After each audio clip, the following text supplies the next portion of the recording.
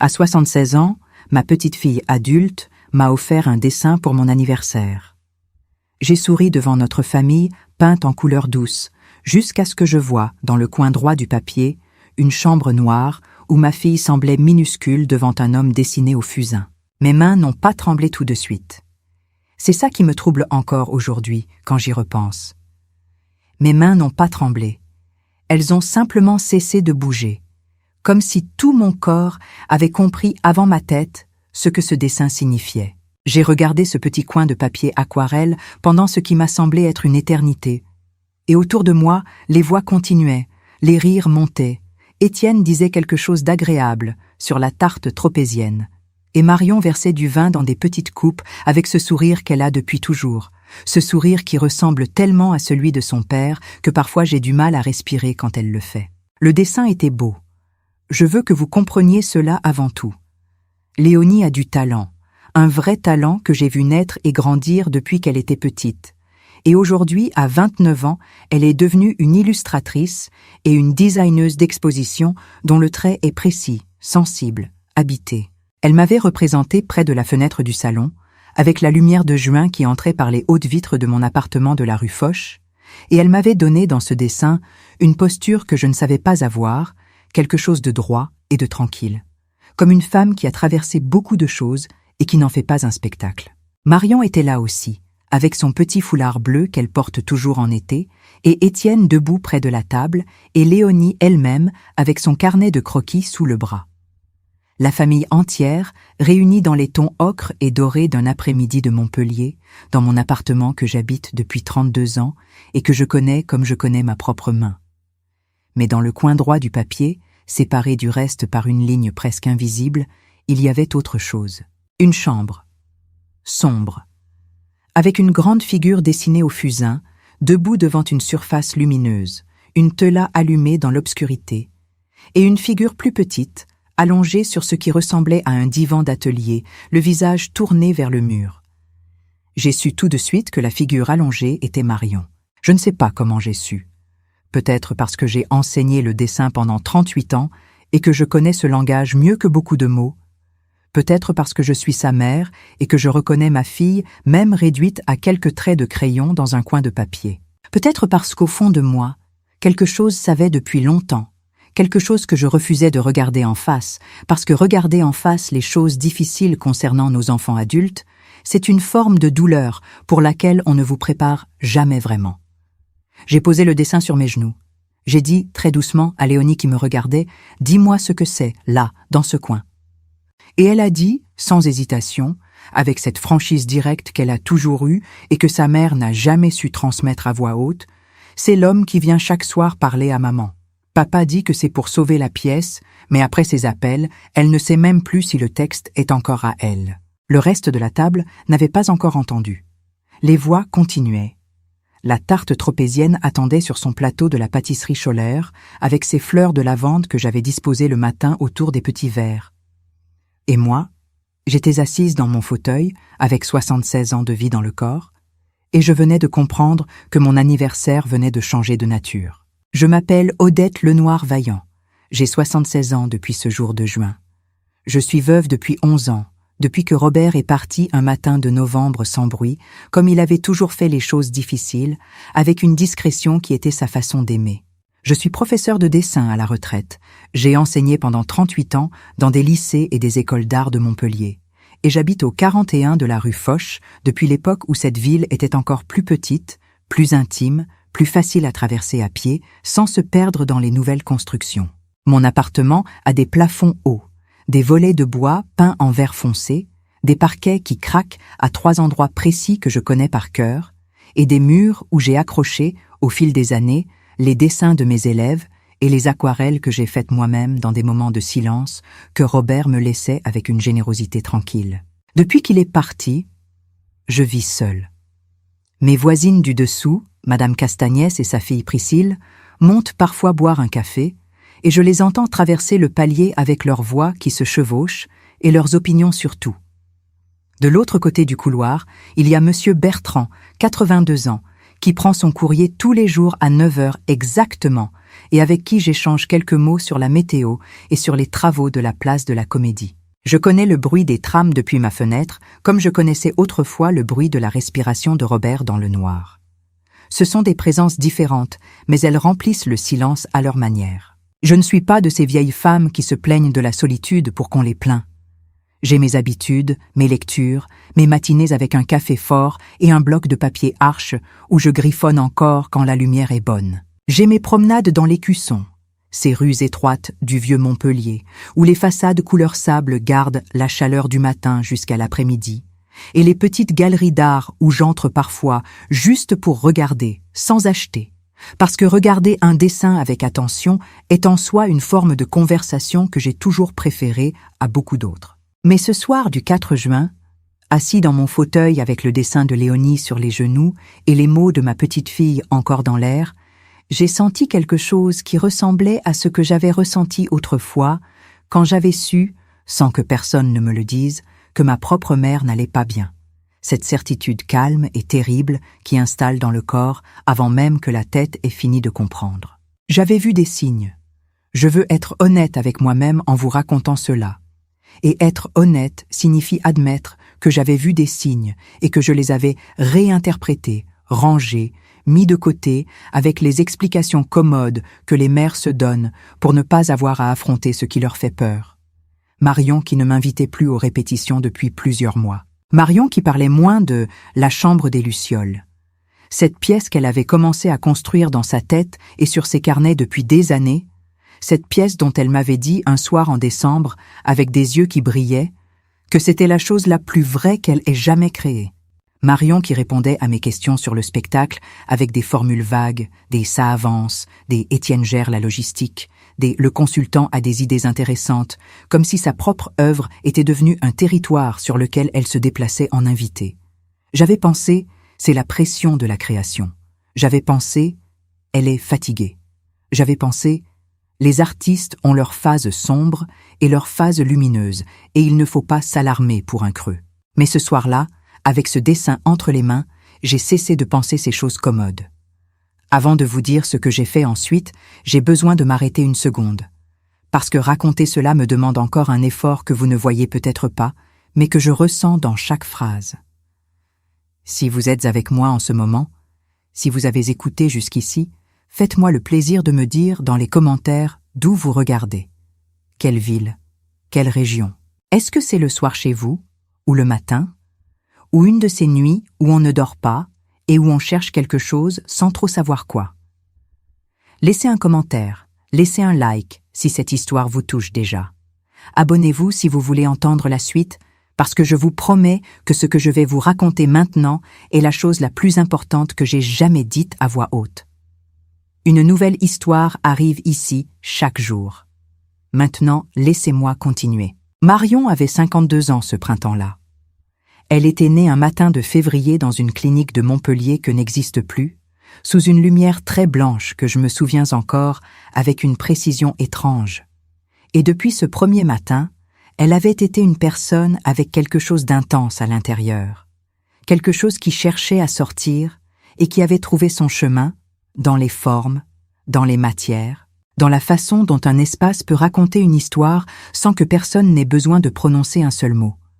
Elle avait fait des études de scénographie à Montpellier puis à Paris, et elle était revenue dans le Sud avec une sensibilité qui n'avait pas besoin des grands théâtres pour s'exprimer. Elle préférait les petites salles, les projets intimes, les spectacles où la lumière et le tissu et la géométrie de l'espace faisaient autant que le texte, parfois plus. Pendant des années, elle avait travaillé avec différentes compagnies, signé des scénographies dont certaines avaient été remarquées dans des festivals régionaux, et puis elle avait rencontré Étienne. Étienne Desforges avait 60 ans ce printemps-là. Il dirigeait une petite compagnie culturelle depuis une quinzaine d'années. Il connaissait les subventions, les dossiers, les réseaux, les noms qu'il fallait connaître dans les bureaux de la région et au ministère. Quand il avait rencontré Marion, elle avait 43 ans et lui 51. Et j'avais vu quelque chose de lumineux dans la façon dont ils se regardaient au début. Une vraie admiration mutuelle, lui pour son talent créatif, elle pour sa capacité à transformer un projet artistique en réalité concrète. Pendant les premières années, J'avais été heureuse pour elle. Léonie était déjà adulte, déjà lancée dans ses propres projets, et voir Marion trouver un compagnon qui la respectait et la soutenait m'avait donné une paix que je n'avais pas toujours eue quand elle était seule, et que je la sentais porter trop de choses sans rien dire. Mais les années passent, et les équilibres changent. Je n'ai pas vu le glissement se faire. Ou plutôt, je l'ai vu et je l'ai nommé autrement. Je lui ai donné des noms acceptables, des noms qui ne me demandaient rien de difficile. Ce soir de mon anniversaire, assis dans mon fauteuil, j'ai tenu dans mes mains le dessin que Léonie avait fait. Et j'ai regardé une nouvelle fois la petite figure allongée dans le coin sombre du papier. Et j'ai compris que ma fille n'était pas fatiguée d'une pièce de théâtre.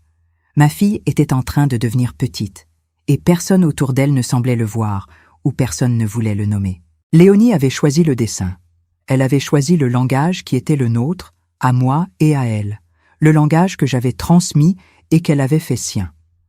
Elle avait mis dans ce papier aquarelle ce qu'elle n'arrivait pas à dire avec des phrases, ou ce que les phrases qu'elle avait dites n'avaient pas suffi à faire entendre. Elle avait dessiné la vérité dans le coin d'un dessin d'anniversaire parce qu'elle savait que moi, j'allais regarder les détails. Cette nuit-là, je n'ai pas dormi. Mon appartement de la rue Foch est silencieux la nuit, avec juste le bruit lointain d'un tram qui passe parfois vers minuit et celui de Monsieur Bertrand qui se lève tôt et dont j'entends les pas dans le couloir vers 5 heures du matin. J'étais assise à ma table de travail, sous la lampe que Robert m'avait offerte pour mes 50 ans, une lampe d'architecte articulée en métal vert foncé que je n'ai jamais voulu changer, et j'avais posé le dessin de Léonie devant moi. J'ai regardé ce dessin comme j'aurais regardé le travail d'un élève, avec cette attention que j'avais appris à avoir et que j'espère avoir transmise, cette façon d'entrer dans une image par ses choix techniques avant d'en ressentir l'émotion. Le choix de l'aquarelle pour la scène principale, les tons chauds, la lumière venant de gauche comme si c'était un après-midi de fin de journée.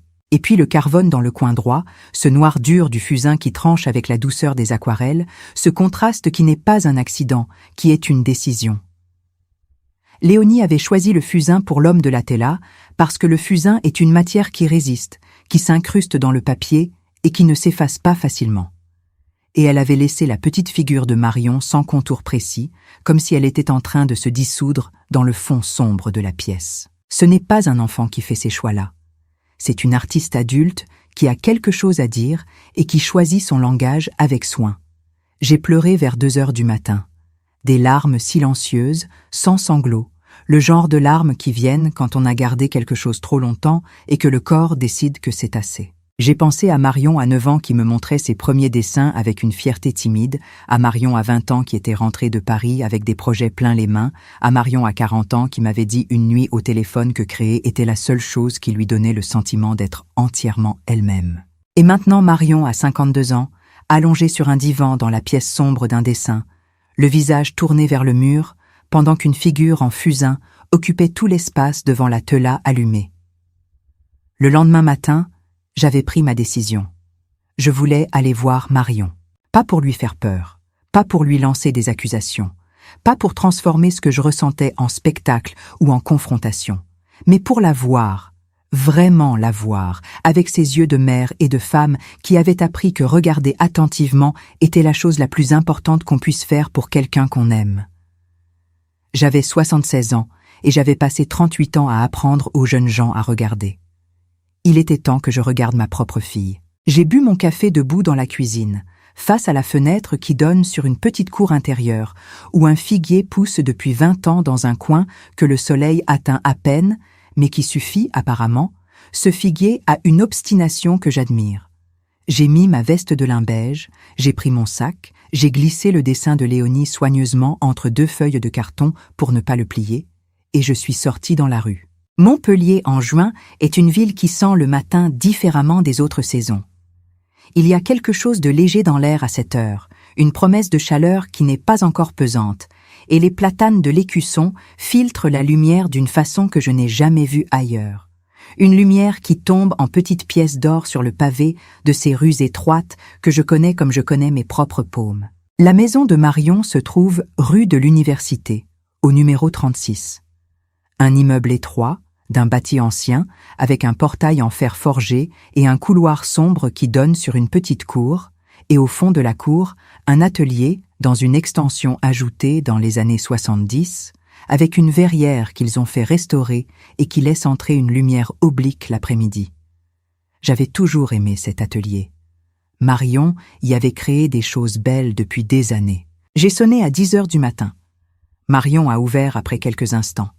Elle portait un vieux pull gris, ses cheveux étaient relevés sans soin particulier, et il y avait autour de ses yeux cette légère puffiness qui vient quand on n'a pas assez dormi depuis plusieurs jours. Elle a souri en me voyant, de ce sourire réflexe, automatique, celui qu'on met sur son visage pour signaler que tout va bien avant même d'avoir décidé que tout va bien. « Maman », a-t-elle dit. « Je ne t'attendais pas. »« Je sais », j'ai répondu. « C'est pourquoi je suis venue. » Elle m'a fait entrer. Le couloir sentait le café froid et la térébenthine, cette odeur d'atelier que j'ai connue toute ma vie et que j'associe à des moments de création intense. Mais aujourd'hui, elle avait quelque chose de différent, quelque chose de plus fermé, comme si la création s'était arrêtée quelque part et que l'odeur restait sans la substance. Étienne était dans le salon. Il lisait ou faisait semblant de lire, et quand il m'a vu, il s'est levé avec cette aisance qu'il a toujours, cette façon de remplir un espace social avec exactement ce qu'il faut, ni trop ni trop peu, et qui dans d'autres circonstances m'avait semblé être du charme, et qui ce matin me donnait quelque chose de différent à penser. « Odette », a-t-il dit, avec le sourire chaleureux. « Quelle bonne surprise. La soirée d'hier était vraiment belle. Tu avais l'air en forme. Merci, Étienne. » Il y avait quelque chose de très poli dans cet échange. Trop poli, peut-être. La politesse comme un espace bien rangé dans lequel on ne touche à rien. J'ai regardé Marion. Elle versait de l'eau dans une bouilloire, de dos, et je voyais ses épaules qui avaient quelque chose d'un peu trop droit. Ce genre de droit qui ne vient pas du bien-être mais de l'effort de maintenir une certaine posture face à quelqu'un. « Je voudrais voir l'atelier », j'ai dit. Il y a eu un silence d'1 ou 2 secondes après que j'ai dit cette phrase. Un silence très court, à peine perceptible, le genre de silence que seuls ceux qui connaissent bien les gens qu'ils regardent sont capables d'entendre. Étienne a repris son sourire sans que le sourire ait vraiment disparu, et il a dit avec cette légèreté bien construite « Bien sûr, Marion pourra te montrer. Elle est un peu débordée en ce moment avec les derniers ajustements du spectacle, mais je suis sûre qu'elle sera contente de te faire visiter. » Marion s'était retournée. Elle me regardait avec quelque chose dans les yeux que je n'arrivais pas encore à nommer exactement. Ce n'était pas de la peur, ce n'était pas non plus du soulagement, pas encore. C'était quelque chose entre les deux, quelque chose qui attend de voir ce que l'autre va faire avant de décider ce que c'est. « Viens », a-t-elle dit simplement. Nous avons traversé le couloir et la petite cour intérieure où des pots de géranium rouge étaient alignés le long du mur et où une chaise en rotin attendait dans un coin, comme si quelqu'un avait l'habitude de s'asseoir là et ne l'avait plus fait depuis un moment.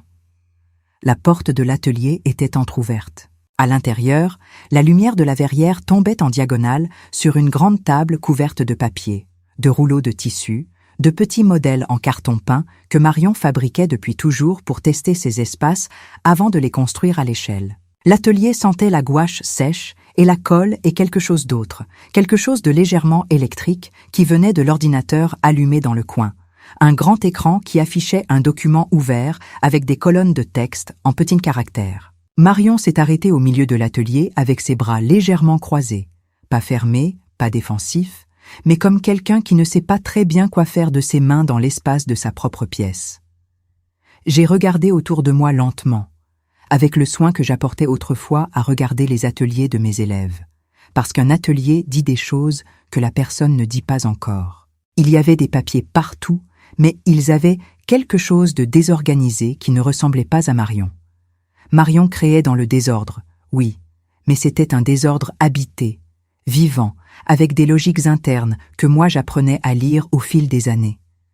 Ce désordre-ci avait quelque chose de différent, quelque chose de layered, comme si des couches de travail s'étaient accumulées sans qu'une main ait tenu le fil conducteur depuis un moment. Sur la grande table, il y avait des esquisses. J'en ai pris quelques-unes, avec ce geste naturel de quelqu'un qui a passé sa vie à regarder des dessins et à qui on n'a jamais interdit de les prendre en main. Marion ne m'a pas arrêtée. Les esquisses montrèrent des espaces scéniques, des volumes, des lumières suggérées par des traits fins, des drapés de tissu représentés par des lignes courbes. C'était beau. C'était manifestement le travail de Marion. J'aurais reconnu sa main entre mille, cette façon qu'elle a de traiter la lumière comme une matière presque physique, comme quelque chose qu'on peut toucher et sculpter. Mais il y avait aussi, mélangées aux esquisses de Marion, des feuilles d'un autre type. Des pages imprimées avec des annotations manuscrites que je ne connaissais pas, une écriture anguleuse et assurée qui n'était pas celle de Marion, des modifications de mise en scène, des propositions de simplification des espaces, des phrases comme « trop complexe pour le public cible » et « à réduire pour plus de lisibilité » et « la scène 3 peut se passer sans le dispositif de miroir ». J'ai regardé Marion. Elle a regardé les feuilles que je tenais et puis elle a regardé ailleurs. Avant de vous dire ce que j'ai trouvé ensuite dans cet atelier, j'ai besoin de m'arrêter. Parce que je vois dans ma tête l'image de Marion regardant ailleurs. Et cette image me fait encore quelque chose dans la poitrine que je n'ai pas de mots pour décrire exactement. Si vous êtes toujours là, si vous avez suivi jusqu'ici, dites-moi dans les commentaires où vous êtes. Quelle ville? Est-ce le soir ou le matin? Êtes-vous seul ou y a-t-il quelqu'un près de vous? Laissez un commentaire avec le nom de votre ville. Laissez un like si vous ressentez quelque chose. Abonnez-vous parce que chaque jour, il y a une histoire nouvelle ici, et celle de demain sera peut-être celle que quelqu'un que vous aimez avait besoin d'entendre. Maintenant, laissez-moi continuer. Pour comprendre ce qui s'était passé dans cet atelier, il faut que je vous parle de Marion telle qu'elle était avant que tout cela commence. Pas Marion enfant, parce que Léonie était adulte, et que cette histoire n'est pas celle d'une enfance. Mais Marion telle qu'elle était devenue. Marion l'artiste, Marion la femme qui avait choisi la scénographie comme d'autres choisissent une langue maternelle, parce que c'est la seule dans laquelle ils peuvent tout dire. J'ai connu des artistes dans ma vie. 38 ans d'enseignement vous donnent cela, une galerie intérieure de personnes qui ont quelque chose à créer et qui cherchent comment le faire sortir. Et parmi tous ceux que j'ai connus, Marion est la personne chez qui j'ai le plus clairement vu ce rapport à la création qui est total, qui englobe tout, qui ne laisse pas de côté propre. Quand Marion travaillait sur un projet, elle pensait à lui en se réveillant. Elle le portait dans ses gestes, dans la façon dont elle regardait une pièce vide et voyait déjà ce qu'elle pourrait y mettre. La chambre des Lucioles avait commencé comme une idée il y a 3 ans, peut-être un peu plus.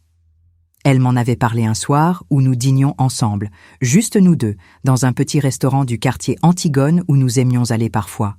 Et elle m'avait décrit un spectacle qui se passerait dans une petite salle, presque intime, avec 120 places maximum, un espace scénique qui serait comme une chambre à la frontière entre l'enfance et l'âge adulte, pas pour des enfants, pour des adultes qui se souviennent, avec de la lumière filtrée à travers des matériaux translucides et des textes qui parleraient de mémoire et de transmission et de la façon dont on devient la personne qu'on est. Je me souviens de ses yeux ce soir-là. Je me souviens que j'avais pensé « Voilà la chose qu'elle attendait de faire. Voilà l'œuvre qui est vraiment la sienne. » Les premières années, Étienne avait soutenu le projet. Il avait aidé avec les démarches administratives, avec les demandes de subventions, avec les contacts dans les réseaux culturels régionaux qu'il connaissait mieux qu'elle. C'était une collaboration qui semblait fonctionner, une division des rôles dans laquelle Marion créait et Étienne produisait, et qui dans les conversations que j'entendais semblait naturelle et satisfaisante. Mais les mois avaient passé, et quelque chose dans cette répartition avait changé graduellement. Si graduellement que je ne l'avais pas vu changer dans le temps réel, je l'avais seulement constaté après coup, comme on constate une inondation lente que l'on n'a pas vu monter parce qu'elle montait d'1 centimètre par jour. Étienne avait commencé à présenter le projet dans les réunions avec les partenaires financiers et culturels. Marion m'avait dit une fois que c'était plus pratique parce qu'elle n'aimait pas les réunions financières et que lui les connaissait tous. Puis Étienne avait commencé à prendre les décisions de calendrier sans la consulter systématiquement. Elle m'avait dit que c'était pour l'épargner du stress, qu'il savait quand il fallait répondre et qu'elle lui faisait confiance. Puis était arrivé Romain Cazel. Romain Cazel était dramaturgiste, 57 ans, une réputation dans les cercles culturels du Languedoc et au-delà, quelqu'un qui connaissait les textes et les théories du théâtre et qui avait travaillé avec plusieurs compagnies importantes. Étienne l'avait présenté à Marion comme un œil extérieur utile, quelqu'un qui pourrait t'aider à affiner le projet, à le rendre plus solide face aux attentes des programmateurs et des financeurs. Marion m'avait dit qu'elle avait été réticente au début, mais qu'Étienne lui avait expliqué que c'était important, que les subventions nationales qu'il visait demandaient une solidité dramaturgique que la scénographie seule ne pouvait pas fournir, et que Romain était là pour compléter, pas pour prendre. Ce mot, compléter. Romain Cazel ne se déplaçait pas jusqu'à Montpellier pour travailler. Il travaillait par vidéoconférence depuis Paris ou depuis là où il se trouvait, et ses sessions de travail avec Marion avaient lieu le soir dans le car d'ensayo, sur l'ordinateur que j'avais vu allumé dans le coin de l'atelier. Ces sessions duraient longtemps. Léonie m'avait dit, ce soir de mon anniversaire, qu'elles duraient parfois jusqu'à minuit, parfois plus, et que sa mère les finissait toujours avec le même regard, ce regard de quelqu'un qui a passé des heures à défendre quelque chose et qui n'est plus tout à fait sûr d'avoir gagné quoi que ce soit. Dans l'atelier, ce matin de juin, j'ai commencé à chercher. Pas de façon désordonnée, pas de façon invasive, mais avec cette attention méthodique que j'avais développée en 38 ans d'enseignement, cette façon de regarder un espace et de lire ce qu'il contient. J'ai remarqué que les rouleaux de tissu qui étaient dans un coin n'avaient pas bougé depuis longtemps. Il y avait une couche légère de poussière sur leurs extrémités. Marion, quand elle créait activement, touchait ces matériaux tous les jours. J'ai remarqué que les carnets qui étaient empilés sur une étagère, ces carnets de croquis où elle notait ses idées au fil du temps, le dernier de la pile était fermé avec un élastique et avait autour de lui quelque chose de définitif, comme si on l'avait refermé et qu'on n'avait pas eu envie ou besoin de le rouvrir. Et puis Léonie est entrée dans l'atelier. Elle n'avait pas prévenu. Elle avait un jeu de clés et elle s'était simplement laissée entrer avec la familiarité de quelqu'un qui connaît bien les lieux. Et quand elle a vu que j'étais là, et que Marion était là, et que j'avais le dessin entre les mains, elle n'a pas hésité une seconde. Léonie a toujours été quelqu'un de direct, d'une franchise qui peut surprendre ceux qui ne la connaissent pas, mais qui est, pour ceux qui la connaissent bien, l'une des choses les plus précieuses qu'elle ait. Elle s'est dirigée vers la grande étagère qui occupait tout le mur du fond de l'atelier, celle que l'on voyait derrière une accumulation de cartons et de classeurs et d'une vieille coupure de tissu de scène pliée en accordéon. Elle a écarté les cartons avec les gestes précis de quelqu'un qui sait exactement ce qu'il cherche.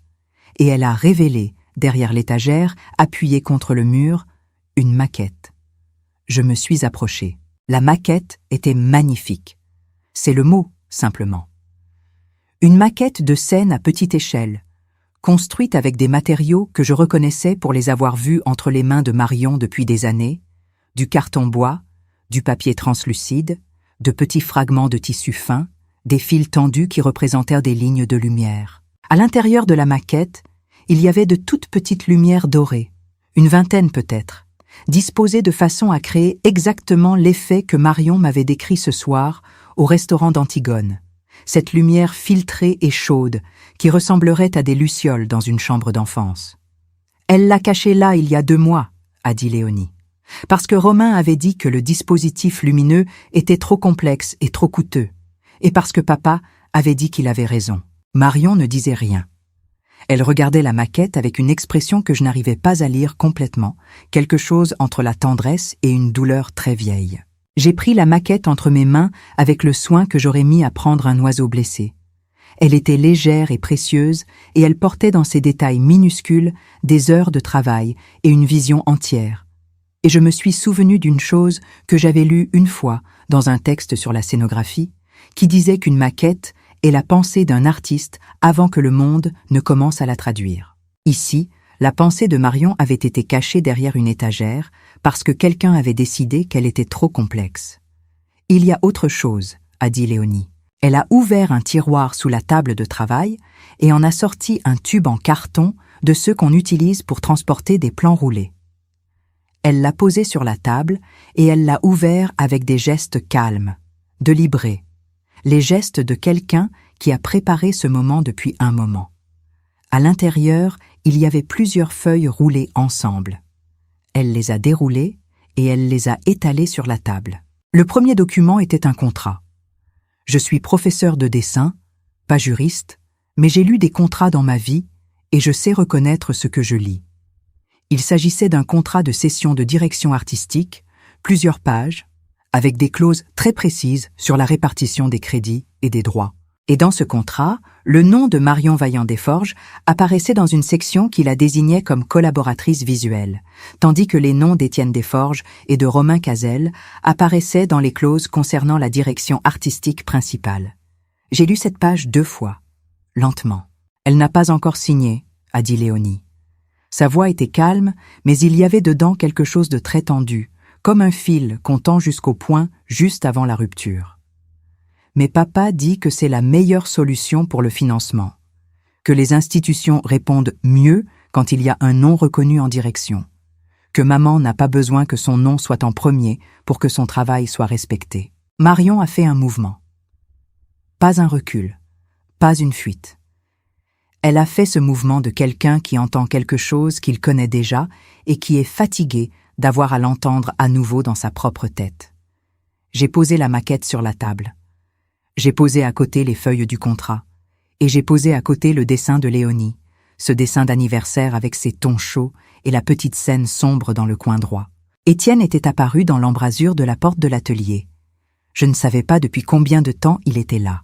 « Odette », a-t-il dit, avec ce même sourire bien calibré. « Je comprends que tu t'inquiètes, mais tu ne connais pas les réalités du secteur culturel d'aujourd'hui. Ce contrat protège Marion autant qu'il nous permet d'avancer. On ne fait pas ça contre elle, on fait ça avec elle. » J'ai regardé Marion. Marion regardait ses mains. Et j'ai compris, dans ce moment, que le problème n'était pas simplement ce contrat. Le problème était que ma fille avait commencé à utiliser les mots de l'autre pour expliquer sa propre situation, que les justifications qu'elle me donnait depuis des mois n'étaient pas ses justifications à elle. Elles avaient la structure et le vocabulaire de quelqu'un d'autre, elles avaient la forme de phrases qu'on entend tellement souvent qu'elles finissent par ressembler à vos propres pensées. Les deuxièmes feuilles, dans le tube de carton, étaient des pages de texte, un texte de théâtre, le texte de La Chambre des Lucioles, avec des scènes numérotées et des indications de mise en espace. J'en ai lu quelques pages. Et puis, Léonie m'a montré autre chose. Elle avait conservé des versions antérieures du même texte, imprimées à différentes dates, et elle les avait mises côte à côte. Dans les premières versions, les indications scéniques étaient précises et poétiques, dans le style de Marion, ce style que je connaissais. Des notes sur la qualité de la lumière, des références à la mémoire sensorielle, des phrases comme « La scène doit sentir la naphtaline et le jasmin en même temps, le passé et le présent dans le même souffle ». Dans les versions récentes, ces notes avaient disparu. Les indications scéniques étaient devenues fonctionnelles, neutres, réduites à leur utilité minimale. Le texte était là, mais il avait perdu quelque chose. Il avait perdu ce fil intérieur qui le rendait de Marion. Les premières versions, a dit Léonie, ont les annotations de maman partout. Les nouvelles n'ont presque plus que celles de Romain. J'ai regardé Marion une nouvelle fois. Et cette fois-là, elle m'a regardé aussi. Et dans ses yeux, il y avait quelque chose qui ressemblait à de la honte. Mais ce n'était pas de la honte pour quelque chose qu'elle avait fait. C'était la honte de quelqu'un qui ne sait plus très bien comment il en est arrivé là où il est, et qui voit quelqu'un qu'il aime regarder l'endroit où il est arrivé. J'ai pris une chaise et je me suis assise. « Marion, » j'ai dit, « dis-moi quelque chose. Ces appels le soir avec Romain Cazel. Après ces appels, quand tu raccroches, qu'est-ce que tu ressens ?»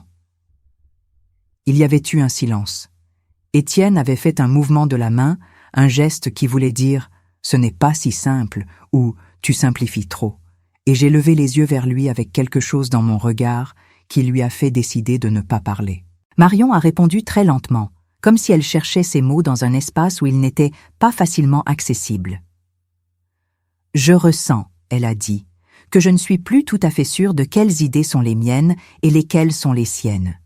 Et je n'arrive plus à me rappeler à quel moment exactement j'ai arrêté de le savoir. » Ce qu'elle venait de dire avait traversé l'air de l'atelier comme une lumière qui éclaire un espace sombre. Pas une lumière violente, pas une révélation dramatique.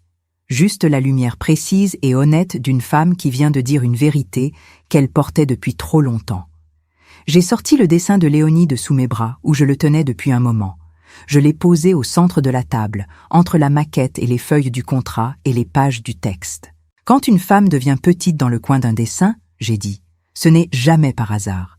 C'est que quelqu'un, quelque part, a commencé à réduire sa place dans la vraie vie. Marion a baissé la tête. Et puis elle a relevé la tête.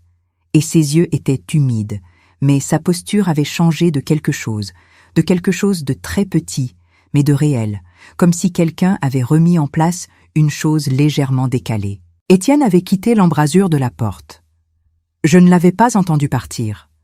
Nous étions là, toutes les trois, dans l'atelier avec la lumière de la verrière et la maquette de la chambre des Lucioles entre nous, avec ses petites lumières dorées. Et je me suis dit que ce moment-là était peut-être le début de quelque chose. Pas une résolution, pas une guérison soudaine, pas un happy ending de théâtre, mais un début. Une femme qui acceptait d'être vue, une fille qui avait dessiné la vérité pour que sa grand-mère la lise, et une grand-mère qui avait finalement regardé les détails assez longtemps pour comprendre ce qu'il disait. Je suis restée dans cet atelier jusqu'à presque midi. Marion m'a fait du café. Nous avons parlé. Et Léonie est restée avec nous, avec sa franchise d'adulte et son regard droit, et j'ai pensé qu'elle avait fait, avec ce dessin d'anniversaire, quelque chose que beaucoup d'adultes n'arrivent pas à faire avec des milliers de mots. Elle avait dit la vérité dans le seul langage que tout le monde dans cette famille était sûr de savoir lire. Je n'ai pas dormi correctement pendant plusieurs jours après cette matinée dans l'atelier.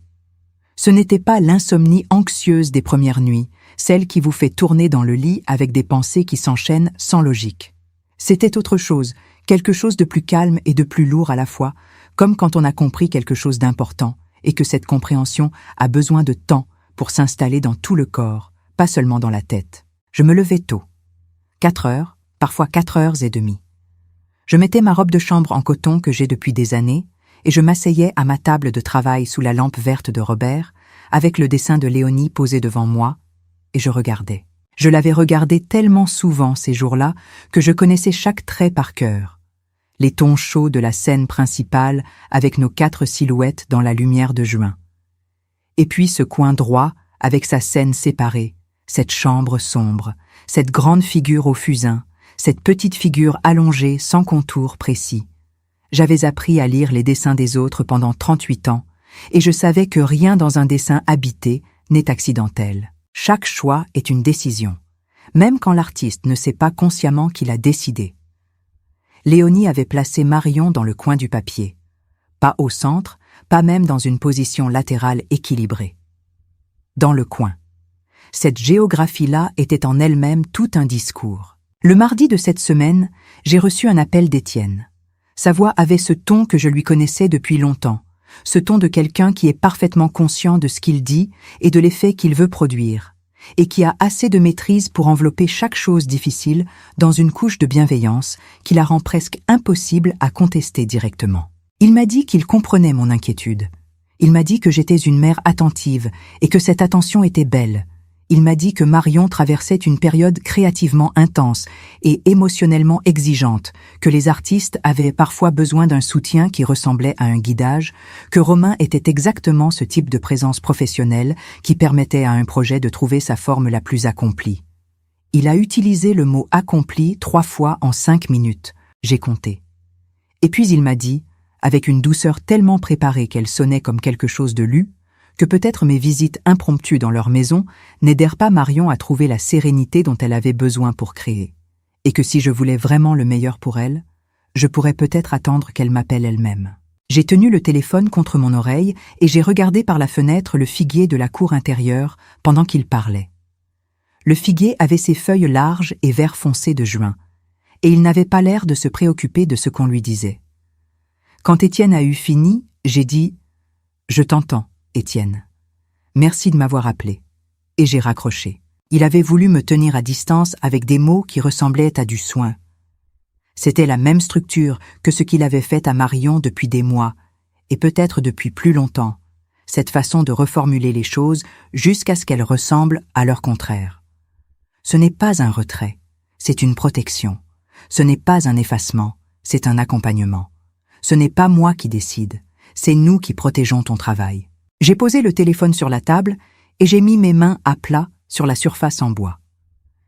Mes mains de 76 ans, avec leurs taches de vieillissement et leurs articulations un peu gonflées les jours de Mistral, Ses mains qui avaient tenu des pinceaux et des crayons et des copies d'élèves, et les mains de Robert quand il mourait, et les mains de Marion quand elle était née. Ses mains connaissaient beaucoup de choses. Et ce qu'elle savait maintenant, c'est que je ne pouvais pas attendre que Marion m'appelle d'elle-même. Pas parce qu'elle ne le voulait pas, mais parce qu'une personne qui a progressivement arrêté de croire que sa propre voix compte n'appelle pas spontanément pour demander de l'aide. Elle attend qu'on vienne. Ce que je vais vous raconter maintenant m'est encore difficile à dire, non pas parce que c'est une chose honteuse, mais parce que c'est une chose où j'ai failli ne pas être à la hauteur. Et les moments où l'on a failli ne pas être à la hauteur sont toujours les plus durs à mettre en mots. Si vous êtes encore là, si vous avez suivi cette histoire depuis le début, je voudrais que vous le sachiez. Je lis les commentaires. Je lis vraiment. Dites-moi d'où vous regardez. Quelle heure il est chez vous, si vous êtes seul ou si vous avez quelqu'un près de vous ce soir. Laissez un like si quelque chose dans cette histoire vous a touché. Abonnez-vous si vous voulez entendre ce qui s'est passé ensuite, parce que la suite est celle qui m'a le plus coûté et la plus importante à dire. Chaque jour, une histoire nouvelle arrive ici. Maintenant, laissez-moi continuer. Le mercredi, 2 jours après l'appel d'Étienne, j'ai fait quelque chose que je n'avais pas fait depuis des années. Je suis allé voir une ancienne collègue, pas pour lui demander un conseil personnel, pour lui demander un avis professionnel sur quelque chose que je ne comprenais pas tout à fait. Cette collègue s'appelle Hélène Mouret. Elle a 69 ans. Elle a enseigné l'histoire de l'art pendant 30 ans dans un lycée technique et artistique de Montpellier, et depuis sa retraite, elle travaille comme médiatrice culturelle bénévole pour différentes structures. Nous nous connaissions depuis une vingtaine d'années, nous avions le même rapport au dessin comme langage, la même conviction que ce qu'une image dit est aussi réel que ce que les mots disent, parfois plus. Nous nous sommes retrouvés dans un café de la rue de l'Aiguillerie, une de ces petites rues de l'Écusson qui restent fraîches même en juin grâce à l'ombre des façades hautes et étroites. J'avais apporté le dessin de Léonie, glissé entre ces 2 feuilles de carton. J'ai expliqué la situation à Hélène. Pas tout, pas les détails les plus intimes, mais l'essentiel, ma fille, scénographa d'une compagnie culturelle dont son mari était le directeur, une œuvre créée par elle qui avait progressivement changé de main de façon administrative et légale, un contrat de cession d'autoria qu'on lui présentait comme une nécessité stratégique, un dramaturgiste extérieur dont les interventions nocturnes avaient graduellement remplacé sa vision par une autre. Hélène a écouté sans m'interrompre. C'est une de ces qualités que j'avais toujours appréciées. Cette capacité d'écoute vraie, pas l'écoute qui attend son tour pour parler, mais celle qui absorbe ce que l'autre dit avant de formuler une réponse. Puis elle m'a regardée, et elle m'a dit quelque chose que je n'avais pas entendu de cette façon avant. Ce que tu me décris, Odette, a un nom dans les milieux professionnels. On l'appelle parfois l'effacement créatif. Ce n'est pas un terme légal, c'est un terme descriptif. Et il existe des structures qui peuvent t'aider à le documenter et à le traiter, pas comme une victime, mais comme une professionnelle qui a besoin de faire reconnaître ce qui lui appartient. Elle m'a parlé d'un endroit, le Centre des écritures scéniques, rue Saint-Guilhem, pas loin de la place de la Comédie. Une structure de médiation et d'accompagnement pour les artistes du spectacle vivant, pas un syndicat, pas un tribunal, quelque chose de plus doux et de plus précis à la fois, un espace où les professionnels pouvaient venir avec leurs questions sur la propriété artistique et intellectuelle et trouver quelqu'un qui connaissait le secteur de l'intérieur. J'ai noté le nom et l'adresse sur mon carnet. J'ai demandé à Hélène, est-ce que Marion doit venir elle-même ou est-ce qu'une tierce personne peut s'informer en premier? Une tierce personne peut s'informer, elle a dit. Et parfois, c'est comme ça que ça commence. Ce soir-là, je suis rentrée chez moi par les petites rues de l'Écusson, plutôt que par le chemin direct, parce que j'avais besoin de marcher et de penser, et que ces rues, avec leurs pavés inégaux et leurs façades qui se touchent presque en haut, m'ont toujours donné ce sentiment étrange d'être à l'intérieur d'une ville qui respire, une ville qui a de la mémoire dans ses pierres. J'avais besoin de décider quelque chose. Pas pour Marion, pas à la place de Marion, mais pour Marion, dans le sens de ce que cette préposition peut signifier quand on aime quelqu'un. Agir dans l'intérêt de cette personne, pas dans son intérêt à soi. La difficulté était là. Parce que je savais, avec cette connaissance que les mères ont de leurs enfants même quand leurs enfants sont adultes, et que cette connaissance est compliquée par des années de relations et de non-dits, je savais que Marion résisterait. Pas parce qu'elle ne voulait pas de mon aide, mais parce qu'elle avait passé plusieurs mois à entendre que sa perception des choses était exagérée, que son malaise était de la sensibilité artistique, que sa fatigue était normale, et qu'une longue exposition à ce genre de redéfinition de sa propre réalité laisse des traces. On commence à douter de ce qu'on ressent. On commence à se demander si c'est vraiment aussi grave qu'on le croit. On commence à penser que peut-être les autres ont raison et qu'on est juste trop fatigué pour voir les choses clairement. C'est là que le dessin de Léonie avait été décisif. Pas parce qu'il prouvait quoi que ce soit au sens légal du terme, mais parce qu'il avait nommé quelque chose, il avait donné une forme visible à quelque chose que Marion n'arrivait plus à nommer elle-même, et cette forme visible avait rendu le déni impossible. On ne peut pas regarder la petite figure allongée sans contour dans le coin sombre du dessin et dire que tout va bien. Le jeudi, j'ai reçu un message de Marion. Pas un appel, un message. Quelques phrases brèves, sans ponctuation excessive, sans les formules rassurantes habituelles. Elle m'écrivait que Étienne lui avait dit que je m'étais montrée inquiète et qu'il lui avait suggéré de me rappeler pour que je sois rassurée. Et puis elle ajoutait, après un espace, comme si elle avait hésité avant d'écrire, « Mais ce n'est pas pour te rassurer que je t'écris.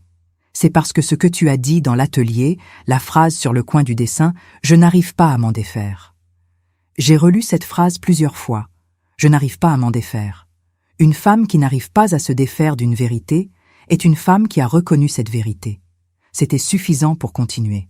J'ai répondu simplement « Retrouvons-nous, juste toi et moi, quand tu veux. » Elle m'a répondu dans l'heure « Demain matin, le café Azaïs, rue de la Loge, 9h. » Le café Azaïs était un endroit que nous connaissions toutes les deux depuis longtemps, un de ces cafés montpelliérains anciens avec ses tables en marbre et ses chaises en bois et ses grandes fenêtres qui donnent sur une rue étroite et animée le matin, avec les marchands qui installent leurs étals et les premiers promeneurs qui traversent avec leurs cabas.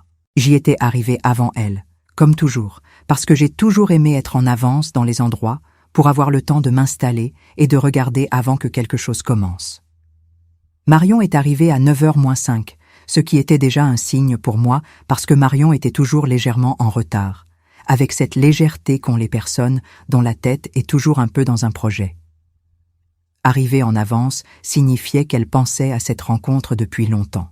Elle avait mis une veste légère en coton lavande, la couleur qu'elle portait souvent quand elle était enfant et que j'avais toujours associée à ces moments de vérité, ces moments où elle était vraiment elle-même sans les couches de performance sociale qu'on accumule tous avec les années. Elle avait l'air fatiguée, mais différemment fatiguée que la dernière fois. Pas cet épuisement horizontal de quelqu'un qui n'a plus de prise sur sa propre vie, mais la fatigue verticale de quelqu'un qui réfléchit intensément depuis des jours. Nous avons commandé du café. Le garçon était jeune, avec des gestes rapides et efficaces. La rue en dessous commençait à s'animer. Pendant un moment, nous n'avons rien dit. Ce n'était pas un silence gêné. C'était le silence des personnes qui se connaissent assez pour ne pas avoir besoin de meubler. C'est Marion qui a commencé. Elle a posé ses deux mains à plat sur la table en marbre, ses mains que je connaissais depuis le jour de leur naissance, et elle a dit « Je vais te dire quelque chose que je n'ai dit à personne, pas même à Léonie. » J'ai attendu. Il y a eu un soir, il y a environ 3 semaines, après une session avec Romain. Je venais d'éteindre l'ordinateur et je suis restée assise dans l'obscurité de l'atelier pendant longtemps, je ne sais pas combien de temps. Et j'ai réalisé que je ne me souvenais plus du pourquoi initial. Du pourquoi j'avais voulu créer ce spectacle. L'idée de départ, la vraie, la première, celle que j'avais eue un soir en regardant une vieille photographie de ma grand-mère à moi. Je n'arrivais plus à la retrouver. Elle était là quelque part, mais elle était recouverte par tellement d'autres choses, par les commentaires de Romain et les décisions d'Étienne et les impératifs financiers et les versions successives du projet, qu'elle était devenue inaccessible, comme quelque chose d'enfoui. J'ai senti quelque chose se serrer dans ma gorge. Pas des larmes, pas encore. Quelque chose de plus dur et de plus ancien, une reconnaissance qui venait de très loin en moi. « Et qu'est-ce que tu as fait ?» j'ai demandé. « Je suis allée chercher la maquette », elle a dit. Celle que j'avais cachée derrière l'étagère. Je l'ai sortie dans l'obscurité et j'ai allumé les petites lumières. Et pendant quelques minutes, dans le noir, avec juste ces petites lumières dorées, j'ai retrouvé pourquoi j'avais commencé. Elle m'a regardée. Et puis j'ai remis la maquette derrière l'étagère, parce que le lendemain matin, Étienne m'expliquerait encore que ce dispositif n'est pas viable, et que Romain a raison, et que la version simplifiée est meilleure pour le projet. J'ai pris le temps de poser ma tasse avant de répondre. « Marion, j'ai dit, tu as caché ta propre œuvre derrière une étagère dans ton propre atelier. Tu l'as cachée et tu l'as ressortie en secret dans le noir pour te souvenir de ce que tu voulais créer. Et puis, tu l'as remise en cache. » Elle a baissé les yeux sur ses mains. Quand une artiste cache son œuvre dans son propre atelier, j'ai continué, ce n'est pas elle qui se trompe, c'est la situation autour d'elle qui est devenue fausse. Le café était tiède maintenant. La rue en dessous était pleinement animée, des voix, des pas, le bruit léger d'un chariot sur les pavés. La vie ordinaire de Montpellier un matin de juin, complètement indifférente à ce qui se passait autour de cette table en marbre. Marion a relevé les yeux. Et il y avait dans son regard quelque chose que je n'y avais pas vu depuis très longtemps. Pas de la colère, pas encore. Mais quelque chose qui ressemblait à un début de refus. Un tout petit refus encore, fragile comme le premier trait d'un dessin qu'on vient de commencer. Mais réel. « Je veux aller voir quelqu'un », elle a dit. Pas un thérapeute. Je ne dis pas que ce n'est pas utile, mais ce n'est pas ce dont j'ai besoin maintenant. J'ai besoin de quelqu'un qui connaît le secteur artistique et les questions de propriété créative. Quelqu'un qui peut m'aider à comprendre ce que j'ai le droit de faire. J'ai sorti mon carnet de mon sac. J'avais noté le nom et l'adresse que m'avait donné Hélène Mouret. Je l'ai ouvert à la bonne page et j'ai posé le carnet sur la table entre nous. Centre des écritures, scéniques. Rue Saint-Guilhem. Numéro 48. Madame Bérénice Salva. Marion a lu. Elle a lu 2 fois, comme moi j'avais relu le contrat. « Tu savais déjà », elle a dit. « Je savais qu'il existait un endroit », j'ai dit. « Je ne savais pas si tu voudrais y aller. » Elle a pris le carnet et elle a recopié l'adresse sur son téléphone. Et ce geste simple, ce geste de quelqu'un qui note une adresse parce qu'elle a décidé de s'y rendre, avait quelque chose d'immense dans ce matin ordinaire du café Azaïs. Ce qui s'est passé dans les jours qui ont suivi a été difficile d'une façon différente des difficultés précédentes. Ce n'était plus la difficulté de découvrir quelque chose ou de nommer quelque chose. C'était la difficulté de ce qui vient après la décision. Ce moment où on a dit « je vais faire quelque chose » et où il faut maintenant le faire, et où toutes les forces qui ont intérêt à ce qu'on ne le fasse pas se manifestent avec une clarté nouvelle. Étienne a appelé Marion plusieurs fois dans les 2 jours qui ont suivi notre rencontre au café. Elle me l'a dit par message bref que nous échangions maintenant tous les soirs. Ces messages qui avaient quelque chose d'un fil tendu entre nous, discret et résistant. Étienne lui disait que le calendrier de la pièce ne pouvait pas être suspendu, que les engagements pris avec les partenaires étaient fermes, que Romain avait des disponibilités limitées et que remettre en question la collaboration à ce stade serait catastrophique pour le projet. Romain Cazel lui-même avait envoyé un message. Elle me l'a montré. C'était un message long, écrit dans ce style culturellement élaboré qu'ont certaines personnes très intelligentes pour rendre leurs attentes impossibles à refuser poliment, plein de références aux dynamiques de création collaborative et aux impératifs du théâtre contemporain, et qui concluait en disant qu'il espérait que Marion ne prenait pas de décision sous l'influence d'émotions passagères liées à la pression de la création. Sous l'influence d'émotions passagères. J'ai lu cette phrase. Et j'ai ressenti quelque chose de très vieux en moi, quelque chose qui remontait à des décennies, à toutes les fois dans ma propre vie où j'avais entendu des formulations semblables pour remettre en question ce que je ressentais. Les femmes qui ressentent quelque chose d'inconfortable pour les autres ont toujours été des femmes sous l'influence d'émotions passagères. Ce n'était pas nouveau. Mais ça ne signifiait pas que c'était acceptable. Le samedi, Marion est allée seule au Centre des écritures scéniques. Elle n'avait pas dit à Étienne où elle allait. Elle avait dit qu'elle avait besoin d'une promenade, ce qui était vrai d'une certaine façon. La rue Saint-Guilhem est une rue qu'on peut atteindre à pied depuis la rue de l'Université sans prendre les grands axes, en passant par des rues que Marion connaissait depuis qu'elle était étudiante à Montpellier. Elle m'a appelé en sortant. Sa voix avait quelque chose que je ne lui avais pas entendu depuis longtemps. Pas de l'euphorie, pas du soulagement immédiat, mais une forme de solidité nouvelle. Quelque chose qui ressemblait à quelqu'un qui vient de se rappeler qu'elle sait marcher, même après avoir passé du temps à se le faire oublier. Madame Bérénice Salva avait 63 ans. Elle avait passé 20 ans dans la production théâtrale avant de créer ce centre de médiation culturelle.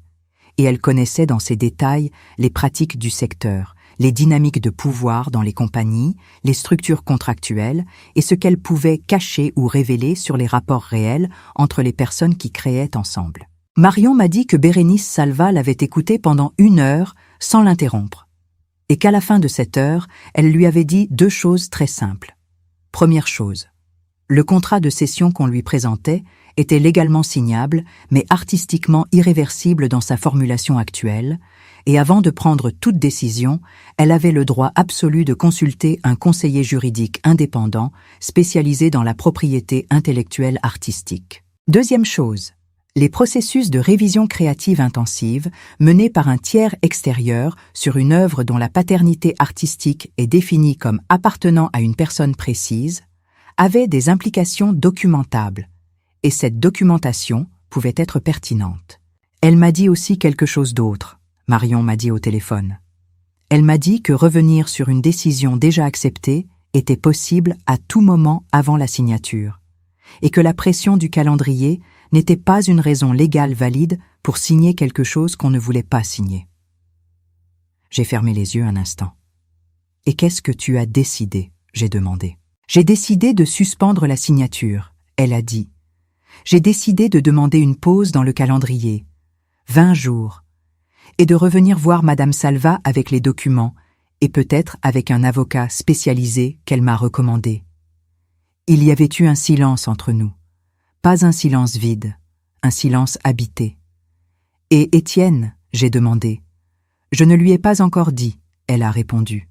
« Je lui dirai ce soir. » Je suis restée longtemps au téléphone après qu'elle eut raccroché, avec l'appareil dans ma main, assise dans mon fauteuil avec la lumière du soir qui entrait par les volets entr'ouverts de la rue Foch.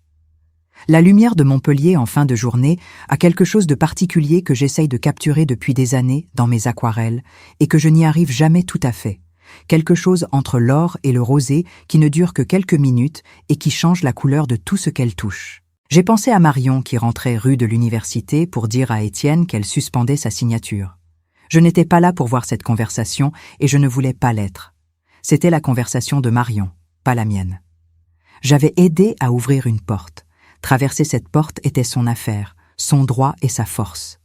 Mais je ne dormirais pas vraiment cette nuit-là non plus. Étienne a répondu à l'annonce de Marion de la façon que j'aurais pu prédire si j'avais voulu me donner la peine de le faire. Marion m'a tout raconté le lendemain matin, dans mon appartement de la rue Foch où elle était arrivée tôt, avec un café que j'avais préparé fort comme elle l'aimait et les volets ouverts sur la lumière de ce dimanche de juin. Il avait commencé par la surprise, une surprise un peu trop bien jouée pour être entièrement sincère, cette surprise de quelqu'un qui n'a pas vraiment été surpris, mais qui a besoin que la surprise soit la première réponse visible. Puis il avait dit que ce n'était pas le bon moment, que les partenaires avaient des attentes, que Romain avait bloqué des semaines dans son agenda, que 20 jours de pause à ce stade du projet pouvaient signifier la perte de subventions cruciales. Il avait utilisé le mot « irresponsable », une fois, pas en criant, pas avec de la violence dans la voix, juste posé là, entre d'autres phrases, comme si c'était une constatation objective. Marion m'a dit qu'elle avait senti quelque chose se passer en elle quand ce mot avait été prononcé. Pas de la colère immédiate, ce n'était pas son tempérament. Quelque chose de plus froid et de plus stable, comme quand on pose le pied sur quelque chose de solide après avoir marché longtemps sur un sol incertain. Elle avait dit « irresponsable de demander 20 jours pour vérifier un contrat qui porte mon nom. Je ne pense pas que ce soit ce mot-là. » Et Étienne avait changé de registre. Il était passé à l'inquiétude. L'inquiétude pour elle, pour son bien-être, pour sa santé mentale sous la pression créative. Il avait dit que tout cela était peut-être trop pour elle, que certaines personnes avaient besoin d'être protégées des décisions trop lourdes dans les moments difficiles. Marion m'a raconté ça avec une voix très calme, une voix qui n'avait plus l'hésitation des semaines précédentes. J'ai répondu, elle m'a dit, que j'avais créé des espaces scéniques entiers à partir de rien pendant 20 ans et que je savais parfaitement ce que je pouvais porter, et que ce que je ne pouvais pas porter, c'était de signer quelque chose que je n'avais pas décidé. J'ai regardé ma fille assise en face de moi dans mon salon avec sa tasse de café et sa veste lavande, et ses yeux qui n'avaient plus ce regard de quelqu'un qui cherche la permission de ressentir ce qu'elle ressent. Et j'ai pensé que Léonie, avec son dessin, avait fait quelque chose d'essentiel. Elle avait rendu visible quelque chose que l'invisibilité menaçait de rendre permanent. Le lundi matin, Marion avait envoyé un message formel à Étienne et à Romain pour les informer de la suspension de sa signature et de la mise en pause du calendrier de 20 jours. Elle avait copié Madame Salvat du Centre des écritures scéniques. Elle m'a envoyé une copie à moi aussi, pas parce qu'elle avait besoin que je valide sa décision, mais parce qu'elle voulait que je sache. La réponse de Romain Cazel était arrivée rapidement. C'était un message bref, professionnel, sans les élaborations culturelles du message précédent. Il disait qu'il prenait acte de la décision de Marion et qu'il attendrait les suites de la médiation avant de se prononcer sur la continuation de sa participation au projet. Ce message m'avait appris quelque chose sur Romain Cazel. Quelqu'un qui accepte rapidement et proprement une mise en pause n'est pas quelqu'un qui était là pour prendre. Il était là parce qu'on lui avait fait une place, peut-être plus grande que ce qu'il aurait prise de lui-même. La situation avait sa propre logique, et cette logique ne se résumait pas à un méchant et une victime. Elle se résumait à quelqu'un qui avait progressivement occupé l'espace qui lui était laissé, et à une structure qui avait rendu cet espace disponible. Avant de vous dire ce qui s'est passé dans ces 20 jours de pause, laissez-moi m'arrêter une seconde, parce que je veux savoir si vous êtes toujours là. Cette histoire est longue, elle demande qu'on reste avec elle, et les personnes qui restent avec une histoire longue sont des personnes qui ressentent quelque chose dans ce qu'elles entendent. Dites-moi dans les commentaires ce que vous ressentez en ce moment. Votre ville, votre heure, si cette histoire vous rappelle quelque chose dans votre propre vie ou dans la vie de quelqu'un que vous aimez. Laissez un like.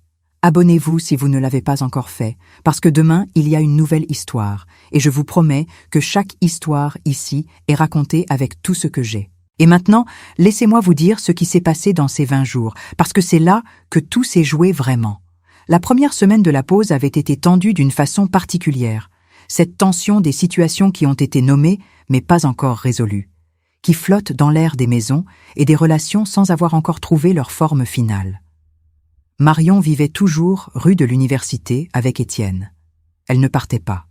Elle ne lui demandait pas de partir. Elle vivait dans cette maison avec lui en ayant pris une décision qu'il n'approuvait pas. Et cette façon de rester dans un espace sans renoncer à une position était déjà, pour elle, quelque chose de nouveau. Léonie venait souvent. Elle avait cette façon adulte de se rendre utile sans être intrusive. Elle apportait à manger, elle réparait des petites choses dans l'appartement, elle emmenait sa mère marcher le long du Lez par les matins frais. Léonie avait 29 ans, et une franchise qui ne ménageait pas les complications.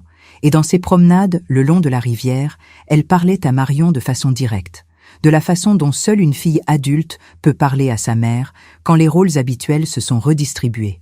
J'avais une conversation téléphonique avec Marion tous les soirs. Des conversations courtes, 10 minutes, 20 minutes. Elle me racontait les petites choses, ce qu'elle avait fait dans l'atelier, ce qu'elle pensait de la pièce quand elle y pensait sans Romain et sans Étienne, ce que la maquette avec ses petites lumières lui disait quand elle la regardait.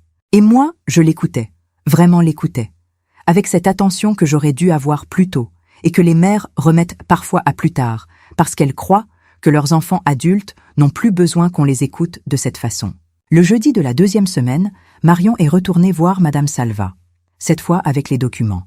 Le contrat de cession, les versions successives du texte avec leurs annotations, des échanges de messages qu'elle avait conservés et qui documentaient les demandes et les modifications au fil du temps. Léonie était venue avec elle. Madame Bérénice Salvat avait 63 ans et une façon d'entrer dans les détails d'une situation professionnelle artistique avec une précision qui n'avait rien de froid, qui était au contraire profondément humaine, parce qu'elle partait du principe que ce qui était en jeu était réel et important. Elle avait lu les documents, elle avait posé des questions précises, elle avait pris des notes. À la fin de la réunion, elle avait dit à Marion que la situation documentée montrait clairement un processus de déplacement de la paternité artistique qui avait suivi une progression cohérente et que cette documentation était suffisamment solide pour soutenir une demande de rétablissement de crédit complet au nom de Marion comme autrice, scénographe et directrice visuelle de la pièce. Elle avait recommandé un avocat spécialisé en propriété intellectuelle artistique, maître Céleste Armand, dont le cabinet était dans le quartier Port-Marianne de Montpellier. Une femme de 45 ans que Madame Salva connaissait depuis des années et en qui elle avait une confiance absolue. Marion avait pris rendez-vous le lendemain. Je n'étais pas présente à ces rendez-vous. Marion ne me l'avait pas demandé et je ne me l'étais pas proposé. C'était sa démarche, ses rendez-vous, sa reconstruction. Mon rôle à moi était de rester disponible sans m'imposer, de l'écouter sans lui dicter ce qu'elle devait entendre. C'est l'un des apprentissages les plus difficiles que les mères doivent faire avec leurs enfants adultes, et je ne suis pas certaine de l'avoir toujours fait juste dans ma vie. Mais dans ces semaines-là, j'essayais. Ce que Marion m'a raconté de sa rencontre avec Maître Armand m'a donné une image d'une femme qui connaissait son domaine, avec une profondeur et une clarté qui devaient être réconfortantes pour quelqu'un qui cherchait enfin une prise ferme sur une situation qui avait semblé floue et insaisissable pendant trop longtemps. Maître Armand avait expliqué à Marion que le contrat de cession qu'on lui avait présenté était légalement valide dans sa forme, mais qu'il n'avait pas encore été signé, ce qui signifiait qu'elle était dans une position de pleine liberté concernant son choix. Elle lui avait aussi expliqué que les œuvres créées de façon collaborative avaient des règles de protection de l'auteur original qui garantissaient certains droits même en l'absence de signature formelle, et que la documentation réunie par Marion montrait clairement qu'elle était l'autrice originale et principale du projet dans ses dimensions scénographiques et visuelles. Il y avait une voie, légale et documentée, pour que Marion récupère la pleine signature de son œuvre. Ce n'était pas une vengeance, ce n'était pas une destruction, c'était le rétablissement d'une vérité. Le lundi de la 3e semaine, Étienne avait demandé à parler avec Marion sérieusement. Pas au téléphone, en face à face, dans leur maison de la rue de l'Université. Marion m'avait appelé avant pour me prévenir et sa voix était stable. Cette stabilité nouvelle que j'avais commencé à reconnaître comme la sienne vraiment. Pas la stabilité de quelqu'un qui retient quelque chose, mais la stabilité de quelqu'un qui sait où il se tient. Je n'ai pas su ce qui s'était dit dans cette conversation ce jour-là. Marion ne me l'a pas raconté immédiatement, et je ne lui ai pas posé de questions directes. Ce que je sais, c'est qu'après cette conversation, Étienne avait accepté la suspension du contrat de cession. Ce que je sais, c'est que Romain Cazel avait officiellement retiré sa demande de crédit de direction artistique dans un message à la compagnie. Ce que je sais, c'est que Marion était restée dans sa maison, mais quelque chose dans les dynamiques de cette maison avait bougé, pas disparaissait, pas réglé définitivement, mais changé de position. Les choses humaines ne se règlent pas proprement. Elles ne se résolvent pas comme des équations. Elles changent, elles bougent, elles trouvent de nouveaux équilibres qui ne ressemblent jamais tout à fait à ce qu'on avait avant, ni à ce qu'on espérait avoir après. C'est la vérité des relations longues et des familles, et à 76 ans, je n'avais plus l'illusion que cela fonctionnerait autrement. Ce que j'avais espéré pour Marion, ce que je continuais d'espérer, c'était que dans ce nouvel équilibre, elle ait sa place à elle, définie par elle, que son nom soit sur son œuvre et que les idées dans sa tête lui appartiennent encore quand elle les cherche. Le vendredi de la 3e semaine, 3 jours avant la fin de la pause de 20 jours, quelque chose s'est passé que je n'avais pas prévu. Léonie m'a appelé. Elle avait dans la voix quelque chose que je reconnaissais comme de l'enthousiasme contenu. Cet enthousiasme des personnes qui ont une bonne nouvelle et qui veulent s'assurer que le moment est bon avant de la lâcher. « Mamie, » elle a dit, « j'ai quelque chose à te montrer. Tu peux venir rue de l'Université maintenant. » Je suis arrivée une demi-heure plus tard. L'atelier était ouvert et il y avait de la lumière dedans. Cette lumière oblique de l'après-midi qui entrait par la verrière. Et quand je suis entrée, j'ai trouvé Marion debout devant la grande table de travail avec ses carnets ouverts autour d'elle et ses esquisses et la maquette de la chambre des Lucioles sortie de derrière l'étagère et posée au centre de la table avec ses petites lumières allumées. Marion travaillait. Pas supervisée, pas guidée, pas révisée. Elle travaillait. Elle avait un crayon dans la main et elle annotait ses propres esquisses avec ce geste que je lui connaissais depuis qu'elle était toute jeune. Ce geste précis et légèrement impatient de quelqu'un dont les pensées vont plus vite que la main. Elle m'a regardée quand je suis entrée. J'ai retrouvé le pourquoi, elle a dit simplement. Léonie était assise dans le coin de l'atelier, sur ce vieux tabouret d'artiste qu'elle avait toujours aimé, avec son carnet de croquis ouvert sur ses genoux. Elle m'a regardé avec un sourire qui ne demandait aucun commentaire. J'ai regardé la maquette avec ses petites lumières dorées sur la table de travail. Et j'ai pensé que cette lumière-là, cette lumière de maquette, dans un atelier de juin à Montpellier, était la chose la plus belle que j'avais vue depuis longtemps. Le spectacle a eu lieu 6 semaines après cet après-midi dans l'atelier. 6 semaines pendant lesquelles Marion avait travaillé avec une intensité que je n'avais pas vue en elle depuis très longtemps, peut-être depuis ses années d'étudiante quand elle rentrait de Paris pour les vacances avec des carnets tellement remplis qu'ils ne se fermaient plus complètement. 6 semaines pendant lesquelles l'atelier de la rue de l'université avait retrouvé son désordre habité, son désordre vivant, celui qui a une logique interne que seule Marion comprenait et qui signifiait que quelqu'un travaillait vraiment là-dedans. Pas quelqu'un qui gérait un projet, quelqu'un qui créait. Je passais parfois dans la matinée, à des heures où je savais qu'Étienne était sorti. Non pas parce que ma présence était interdite quand il était là, les choses ne s'étaient pas cristallisées jusqu'à ce degré de rupture, mais parce que les matins sans lui avaient dans cet atelier une qualité de liberté que je ne voulais pas perturber avec des complications que ma présence simultanée aurait pu créer. J'apportais des petits pains de la boulangerie de la rue du Faubourg du Coureau, celle où le boulanger fait encore son pain de seigle, avec une croûte qui craque exactement comme il faut, et je m'asseyais dans le coin sur la vieille chaise en paille que Marion avait récupérée dans un vide-grenier il y a des années, et je regardais ma fille travailler. Il y avait quelque chose de guérissant dans cette observation silencieuse. Pas une guérison spectaculaire, pas un effacement de ce qui s'était passé, mais quelque chose qui ressemblait à ce que les jardiniers doivent ressentir quand ils voient revenir la vie dans une plante qu'ils craignaient avoir perdue. Lente, inégale, avec des matins où Marion était fatiguée et des matins où elle était dans ce flux de travail où tout semble couler naturellement et où le temps passe sans qu'on le voie passer. Mais réel, la maquette restait posée sur la table maintenant, plus derrière l'étagère, plus cachée. Posée là, au centre, avec ses petites lumières éteintes pendant les heures de travail, parce que Marion ne les allumait que quand elle avait besoin de se rappeler quelque chose d'essentiel, et allumée parfois le soir tard, quand Léonie passait et qu'elles s'asseyaient toutes les deux autour de cette petite chose lumineuse comme autour d'un feu. La médiation avec Madame Salva avait produit un document qui clarifiait les responsabilités créatives du projet. Ce document n'était pas un jugement, pas une condamnation. C'était une formalisation de ce que la réalité avait toujours été. Marion Vaillant. Desforges était l'autrice, la scénographe et la directrice visuelle de La Chambre des Lucioles. La compagnie d'Étienne était productrice. Romain Cazel était mentionné comme consultant dramaturgique ponctuel, sans crédit de direction. Ces définitions avaient été acceptées sans conflit ouvert, ce qui en disait long sur le fait que les définitions précédentes n'avaient jamais eu de fondement solide, seulement une pression progressive et la fatigue de quelqu'un pour les accepter. Étienne et Marion continuaient à vivre ensemble. Je ne sais pas exactement comment. Ce sont des choses qui appartiennent à l'intérieur d'une relation que même les mères ne voient pas entièrement, et peut-être surtout les mères qui ont tendance à voir ce qu'elles cherchent.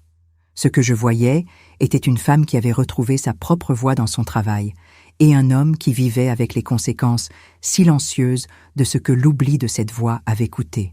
S'ils allaient reconstruire quelque chose ensemble, je ne le savais pas. S'ils allaient s'éloigner progressivement, je ne le savais pas non plus. Ces choses-là prennent leur temps et ne demandent pas la permission aux mères de 76 ans de s'y précipiter avec des conclusions préfabriquées. Ce que je savais, c'est que Marion n'était plus la petite figure sans contour dans le coin sombre d'un dessin. Elle avait retrouvé ses bords. Le spectacle s'appelait toujours « La Chambre des Lucioles ».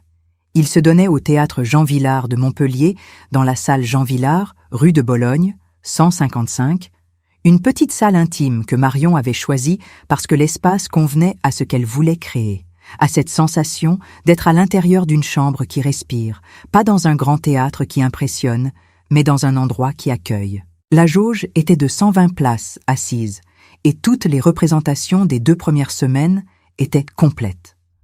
Le soir de la première, j'avais mis ma robe de crêpe bleu nuit que je réserve pour les occasions importantes.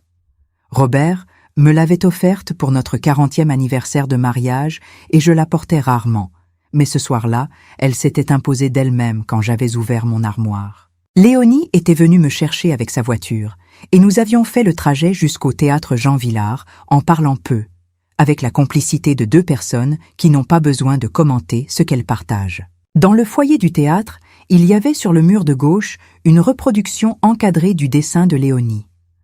Pas le dessin entier avec le coin sombre, juste la partie de la famille réunie dans les tons chauds, redimensionnée et imprimée avec soin, et à côté, une petite note manuscrite de Marion qui disait simplement « à ma mère et à ma fille » qui ont su regarder.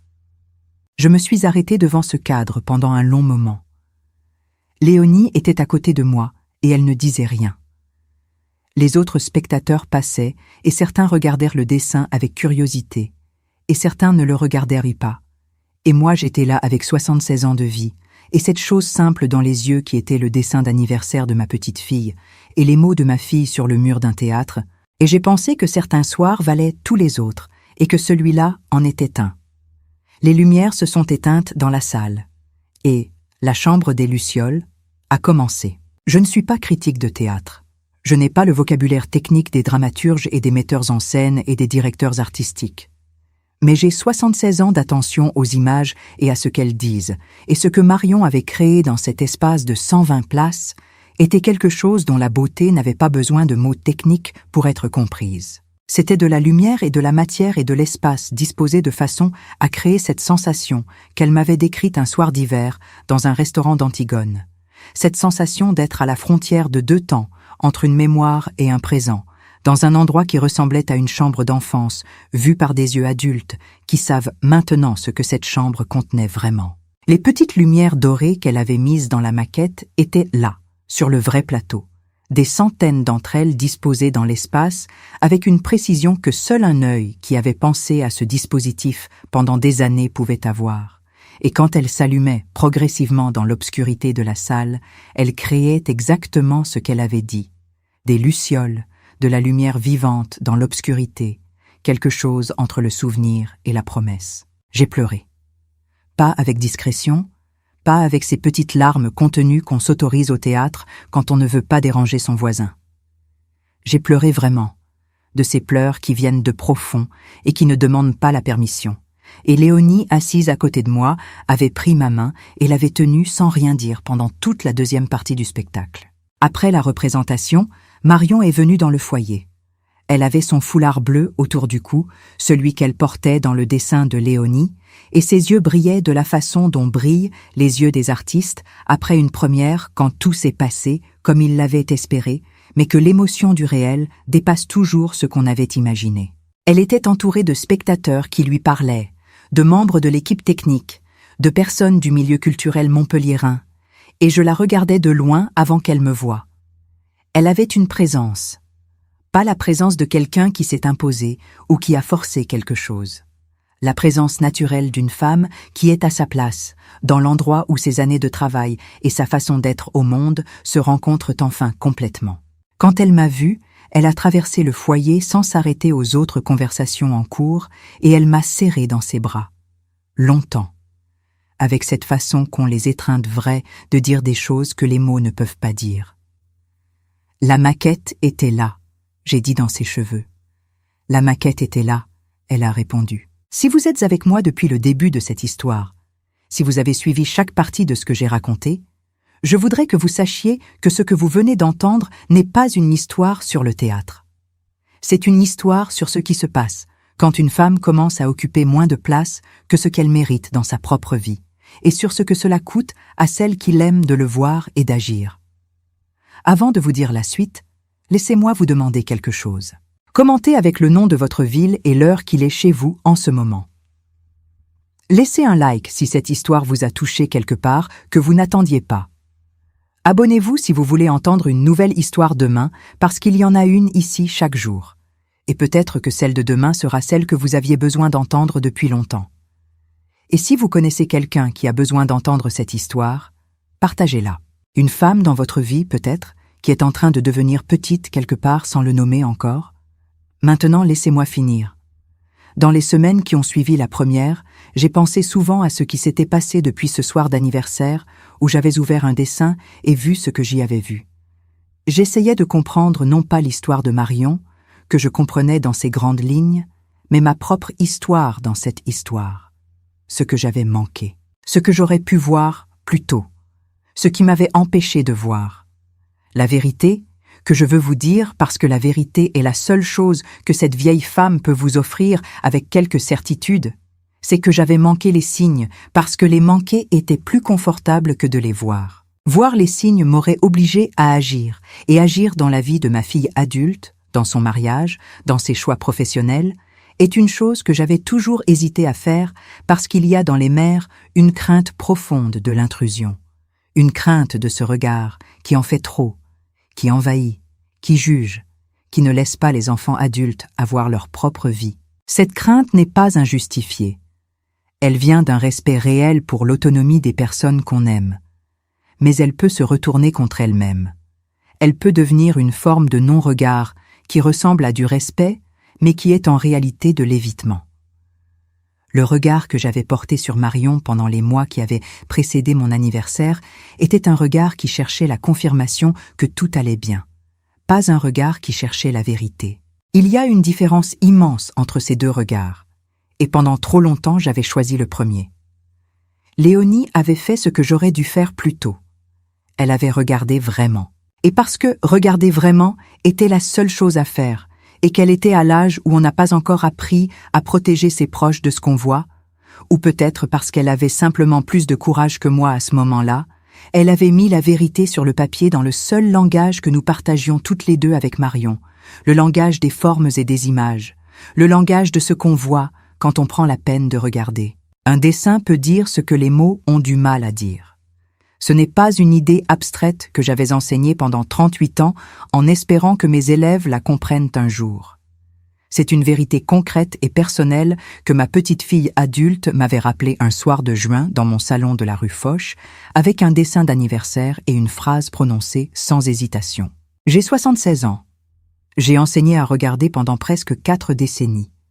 Et il a fallu le dessin de Léonie pour que je regarde vraiment ma propre fille. Cette pensée m'habite encore.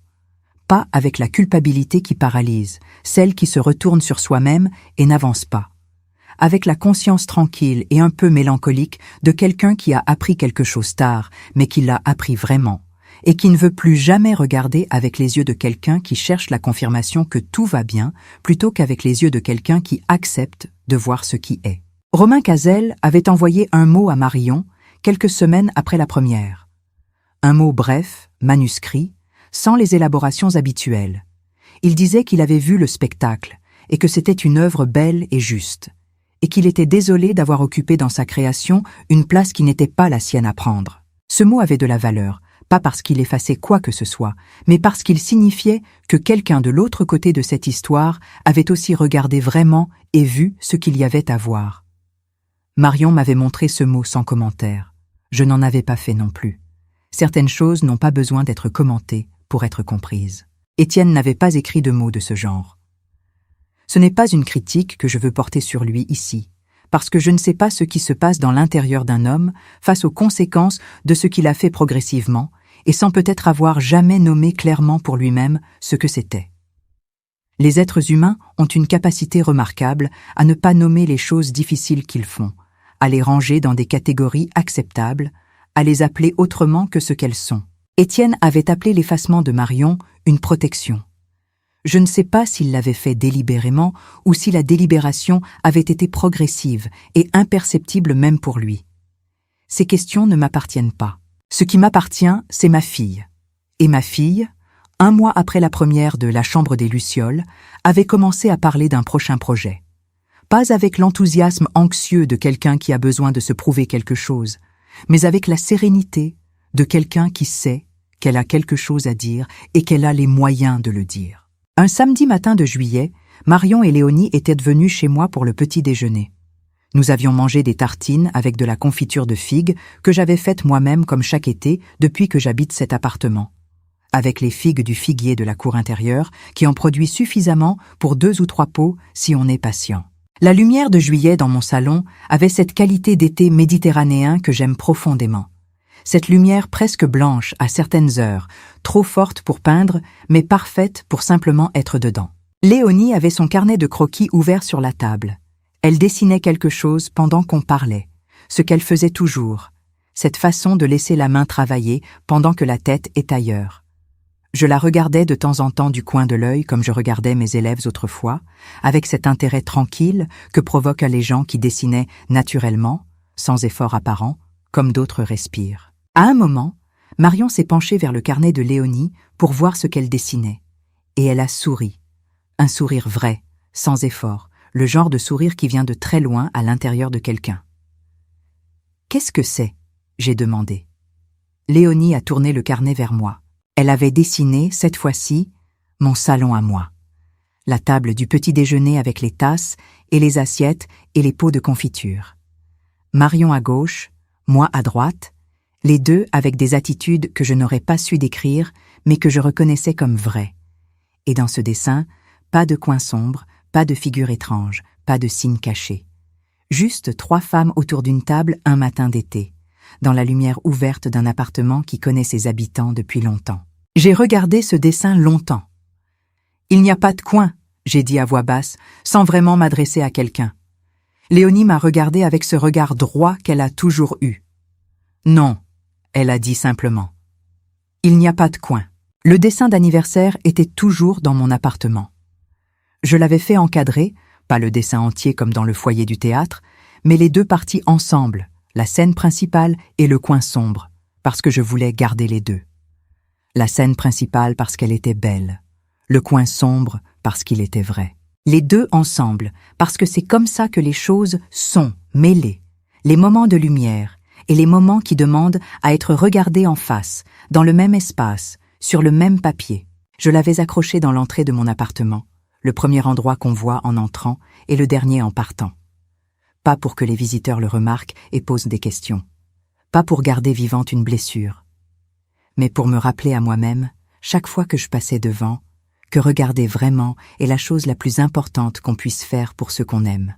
Et parfois, quand je passais devant ce matin avec mon café ou le soir en rentrant d'une promenade dans les rues de l'Écusson, je m'arrêtais 1 seconde devant ce dessin et je regardais le coin droit du papier, cette petite figure allongée sans contour, et je me disais « Tu as vu, même tard, tu as finalement vu ». Robert m'avait dit une fois, un soir très ordinaire de notre vie ordinaire ensemble, que l'amour n'était pas quelque chose qu'on avait ou qu'on n'avait pas. C'était quelque chose qu'on pratiquait, comme un instrument de musique, comme un métier, comme la peinture, qu'on pouvait aimer quelqu'un profondément et ne pas pratiquer cet amour assez bien, ne pas regarder assez, ne pas écouter assez, ne pas être assez présent dans les détails qui sont souvent là où l'autre a besoin qu'on soit. Il avait dit ça à propos de nous 2, dans un contexte que je n'ai plus besoin de vous raconter. Mais cette phrase avait traversé les années avec moi, et elle avait pris en vieillissant une dimension que je n'avais pas entièrement comprise quand il l'avait dite. Ce que Robert voulait dire était valable pour toutes les relations d'amour, pas seulement entre époux, entre mère et fille, entre grand-mère et petite-fille adulte, entre toutes les personnes qui se choisissent et qui doivent réapprendre à se choisir, encore et encore, dans les détails quotidiens et dans les moments où quelque chose ne va pas. Pratiquer l'amour signifie regarder. Vraiment regarder. Pas avec les yeux de quelqu'un qui cherche la confirmation que tout va bien, mais avec les yeux de quelqu'un qui accepte de voir ce qui est là, même quand ce qui est là demande quelque chose de difficile. Ce soir de mon anniversaire, une petite fille adulte avait mis la vérité dans le coin d'un dessin parce que les mots n'avaient pas suffi. Et moi, après 76 ans de vie et 38 ans d'enseignement de l'art de regarder, j'avais enfin regardé vraiment. C'est la chose la plus importante que j'ai faite depuis longtemps.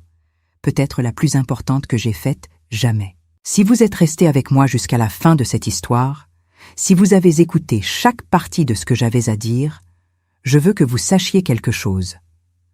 Vous venez de donner à cette vieille femme le cadeau d'être entendue. Et ce cadeau-là, je ne l'oublie pas. Maintenant, je veux vous demander une dernière chose. Laissez un commentaire avec le mot « luciole ». Juste ce mot.